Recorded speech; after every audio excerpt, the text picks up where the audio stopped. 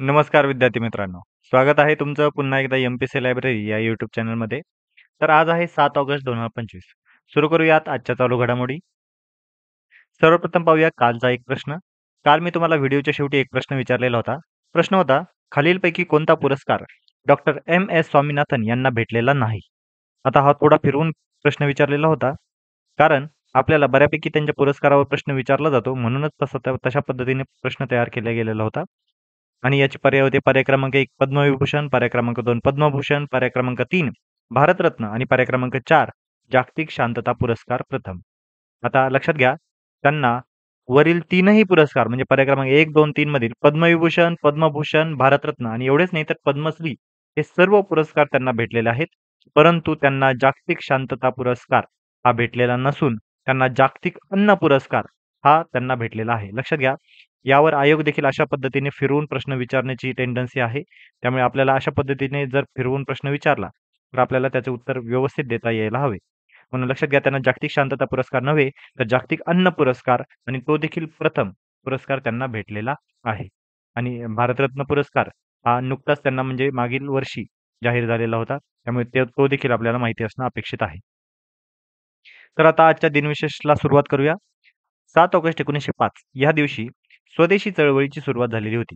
आपल्याला माहितीच असेल, भारतीय स्वातंत्र्य चळवळीमध्ये स्वदेशी चळवळीला फार महत्त्व आहे आणि भारतीय स्वातंत्र्याच्या म्हणजे समरनंतर म्हणजे 1857च्या समरनंतर एक महत्त्वाची ही घटना होती 1905च्या दरम्यानची. ती आजच्या दिवशी ह्या चळवळीची सुरुवात झालेली होती.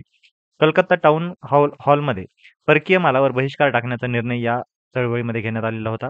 बंगालच्या फाळणीची घोषणा देखील 7 जुलै 1905 ला झालेली होती, जी लॉर्ड कर्झन या व्हाईसरॉयने घेतलेली होती आणि ही जी फाळणी होती, ही फाळणी रद्द 1911 मध्ये लॉर्ड हार्डिंग यांनी केली होती आणि याच फाळणीच्या विरोधात स्वदेशी चळवळीची सुरुवात झालेली होती. त्यामुळे लक्षात असू द्या, आजची तारीख महत्त्वाची आहे. 7 ऑगस्ट 1905 स्वदेशी चळवळीची सुरुवात. तसेच आजचा दिवस हा महाराष्ट्र शाश्वत शेती दिवस म्हणून देखील साजरा केला जातो. मी काल ही बातमी ऑलरेडी शेअर केलेली आहे. तुम्ही कालचा व्हिडिओ हवा तर पुन्हा एकदा पाहून घेऊया. तर 7 ऑगस्ट 1925 हरित क्रांतीचे शिल्पकार भारतरत्न डॉक्टर एम.एस. स्वामीनाथन यांचा आज 100वा जन्मदिवस म्हणजे आज त्यांची जयंती आहे. तसेच 7 ऑगस्ट 1941 या दिवशी रवींद्रनाथ टागोर यांची देखील पुण्यतिथी आहे. जगप्रसिद्ध भारतीय ते कवी होते, कलावंत, शिक्षणतज्ञ, तत्वचिंतक, थोर पुरुष आणि विशेष म्हणजे पहिले भारतीय नोबेल पुरस्कार विजेते ते होते.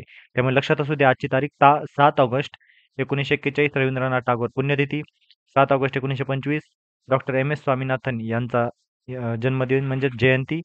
आजचा दिवस हा महाराष्ट्र शाश्वत शेती दिवस महाराष्ट्रात साजरा केला जातो आणि 7 ऑगस्ट 1905 स्वदेशी चळवळीची सुरुवात. तर आता सांगितल्याप्रमाणे 7 ऑगस्ट शाश्वत शेती दिन मी काल याबद्दल डिटेलमध्ये सांगितलेली होती. आता एकदा थोडक्यात मी सांगतो पुन्हा एकदा. हरित क्रांतीचे शिल्पकार भारतरत्न डॉक्टर एम.एस. स्वामीनाथन यांचा आज जन्मदिवस आहे आणि राज्य शासन म्हणजे महाराष्ट्र राज्य हे शाश्वत शेती दिन म्हणून आजचा दिवस साजरा करणार आहे. त्यांची ही 100वी जयंती असल्यामुळे त्यांच्या योगदानाला ही मानवंदनाच असेल. डॉक्टर स्वामीनाथन यांच्या नावाने हा राज्यस्तरीय पुरस्कार देखील याद्वारे आता जाहीर केला जाणार आहे. तसेच पुढची चालू घडामोडीमधील महत्त्वाची बातमी म्हणजे दिशोमगुरू शिबू सोरेन यांचे आता नुकतंच निधन झालेलं आहे. झारखंडचे सध्याचे मुख्यमंत्री हेमंत सोरेन यांचे ते वडील होते. यांचं निधन 4 ऑगस्ट 2025 या दिवशी झालेलं आहे. झारखंड मुक्ती मोर्चाचे ते संस्थापक होते. 1973 मध्ये भूमिपुत्रांच्या हक्कासाठी त्यांनी झेंडा हाती घेतलेला होता. झारखंड राज्य निर्मितीचे ते शिल्पकार देखील राहिलेले आहेत. दीर्घ संघर्षानंतर 15 नोव्हेंबर 2000 रोजी स्वतंत्र झारखंड अस्तित्वात आलेलं होतं आणि यामध्ये शिबू सोरेन यांची खूप खूप महत्त्वाची भूमिका राहिलेली होती. त्यामुळे लक्षात असू द्या, त्यांची महत्त्वाची एक पार्टी म्हणजे झारखंड मुक्ती मोर्चा. याची स्थापना देखील विचारली जाते, जी आहे 1973 मध्ये आणि झारखंड या राज्याची निर्मिती 15 नोव्हेंबर 2000 या दिवशी झालेली आहे.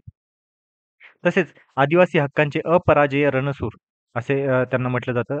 कारण दशकभर त्यांनी दिल्लीच्या राजकारणात दबदबा आपला मांडलेला होता. त्यांनी खासदार, केंद्रीय कोळसा मंत्री आणि झारखंडचे मुख्यमंत्री या पदांवर कार्यरत होते. परंतु त्यांची काही कारकीर्द वादग्रस्त देखील ठरलेली होती. कारण हत्याकांड, अपहरण या प्रकरणी त्यांना अटक देखील झाली होती आणि नंतर 2018 मध्ये त्यांची निर्दोष मुक्तता देखील झाली होती. ते दिशोम गुरु या नावाने ओळखले जातात आणि सोरेन हे रामगड जिल्ह्यातील नेमरा गावात 22 जानेवारी 1944 रोजी जन्मलेले होते. त्यामुळे लक्षात असू द्या, त्यांचं आता नुकतंच निधन झाले त्यामुळे त्यावर प्रश्न विचारण्याची टेंडन्सी विचारली जाऊ शकते. त्यामुळे आपल्याला त्यांच्याबद्दलची एक थोडक्यात माहिती असणं गरजेचं आहे.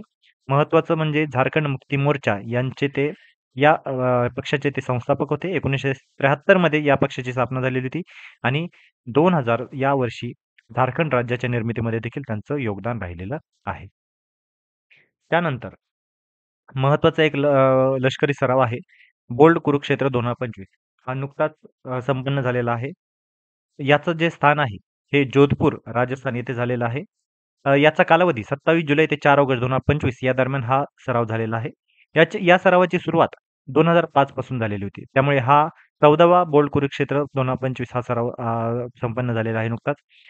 याचा प्रकार कोणता होता? तर टेबल टॉप एक्सरसाइज होती ही आणि तसेच कॉम्प्युटर आधारित वॉर गेम म्हणजेच प्रत्यक्ष युद्ध सराव न असता कॉम्प्युटर आधारित वॉर गेम यामध्ये करण्यात आलेला होता. या सरावाचं नेमकं उद्दिष्ट काय होतं? तर संयुक्त राष्ट्राच्या आदेशाखाली परस्पर समन्वय व संवाद वाढवणे. तसेच 12वा आणि 13वा सरावही जोधपूरमध्येच पार पडलेला होता. त्यामुळे हा देखील आपल्याला महत्त्वाचा आहे. त्यामुळे उद्दिष्ट आपल्या लक्षात आलं आणि जोधपूरमध्ये मागील वर्षीचा आणि या वर्षीचा असे दोनही सराव या जोधपूरमध्येच पार पडलेले आहेत. त्यामुळे तो देखील आपल्यासाठी महत्त्वाचा आहे. भारत सिंगापूरमध्ये अन्य काही युद्ध सराव देखील पार पडतात. त्यातील महत्त्वाचे म्हणजे सिम्बेक्स जो नौदल सराव आहे आणि अग्नी वॉरियर जो लष्करी सराव आहे. त्यामुळे लक्षात घ्या, हे तीनही सराव आपल्याला महत्त्वाचे आहेत. एकतर बोल्ड कुरुक्षेत्र हा लष्करी सराव, सिम्बेक्स हा नौदल सराव आणि अग्नी वॉरियर हा पुन्हा एकदा लष्करी सराव या 2 देशांदरम्यान आयोजित केला जातो. लक्षात असू द्या बोल्ड कुरुक्षेत्र, भारत आणि सिंगापूर. त्यानंतर आता सध्या खूप एक चर्चेमध्ये बातमी आहे, ती म्हणजे माधुरी हत्येबद्दलची आणि याच माधुरी हत्येची आता घरवापसी होणार आहे. तर एकदा थोडक्यात याबद्दलची माहिती घेऊया. वनतारा प्राणी संवर्धन केंद्रामध्ये उपचार घेत असलेली महादेवी म्हणजेच माधुरी ही हत्तीन पुन्हा नांदणी मठामध्ये परतणार आहे. तिच्या घर वापसीसाठी नांदणी मठ, महाराष्ट्र शासन आणि वनतारा संस्था हे एकत्रितपणे तिघेही एकत्रित येऊन न्यायालयामध्ये एकत्रित पुनर्विचार याचिका दाखल करणार आहेत. कोल्हापूरमधील नांदणी मठामध्ये महादेवीसाठी सर्व प्रकारच्या सुविधा वनतारा या तर्फेच उपलब्ध करून देणार आहेत. लक्षात असू द्या, नुकतेच काही कालावधी अगोदर म्हणजेच मागच्या महिन्यामध्ये जुलै महिन्यामध्ये अ, या हत्तीनीची एका ठिकाणी रवानगी केली होती. त्याबद्दलची आपण आता थोडक्यात माहिती पाहून घेऊया. माधुरी हत्या प्रकरण काय आहे? तर याचं जे ठिकाण आहे हे नांदणी, शिरोळ तालुका, जिल्हा कोल्हापूर येथे होती.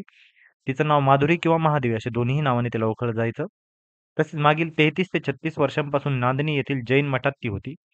या हत्तीचा उपयोग धार्मिक मिरवणुका, उत्सव आणि सामाजिक उपक्रमांसाठी होत होता. तर मध्यंतरी काय झाले? तर PETA, people for ethical treatment of animals या संस्थेने दावा केला होता, की माधुरी हत्तीन ही साखळदंडांनी बांधून ठेवली जात होती, त्यामुळे तिला त्रास होतो आहे. त्यामुळे सर्वोच्च न्यायालयाच्या आदेशानुसार 28 जुलै 2025 रोजी माधुरी हत्तीनेला गुजरातमधील वनतारा हत्ती संवर्धन केंद्रामध्ये हलवण्यात आलेले होते. त्यामुळे हे प्रकरण खूपच सध्या गाजलेले होते आणि आता नुकतेच वनताराचे जे संस्थापक आहेत, त्यांनी आता नुकतेच जाहीर केले आहे, की सर्वोच्च न्यायालयाने जो निकाल दिलेला आहे, त्या विरोधात पुनर्विचार याचिका पुन्हा एकदा न्यायालयामध्ये मांडण्यात येणार आहे आणि ही जी याचिका आहे, ही महाराष्ट्र शासन, नांदणी मठ आणि वनतारा संस्था या तिघांही मार्फत देण्यात येणार आहे. त्यामुळे कोणताही आता वादाचा प्रसंग निर्माण होणार नाही, याची खात्री सर्वांमार्फत घेतली जात आहे. आता वनतारा हे सध्या फार चर्चेमध्ये आहे. तर वनताराबद्दल एकदा थोडक्यात माहिती घेऊया. वनतारा हे स्टार ऑफ द फॉरेस्ट असं देखील म्हटलं जातं याला. याचं जे ठिकाण आहे हे गुजरातमधील जामनगर येथे आहे. यासाठी जागा 3000 एकर इतकी प्रचंड जागा या वनतारामध्ये आहे. या वनताराचा ॲक्चुअली उद्देश काय आहे? तर रिलायन्स इंडस्ट्रीजचे अनंत अंबानी आणि रिलायन्स फाउंडेशनने भारत आणि परदेशात जखमी, शोषित आणि धोक्यात असलेल्या प्राण्यांचे बचाव, उपचार, काळजी आणि पुनर्वसन करण्यासाठी वनतारा हा एक छत्र उपक्रम सुरू करण्याची घोषणा केलेली होती. त्यामुळेच वनतारा हे सध्या खूप चर्चेमध्ये आहे. आपल्याला याबद्दलचा देखील प्रश्न विचारला जाऊ शकतो, की वनतारा ॲक्चुअली आहे काय? याचं ठिकाण कुठे आहे?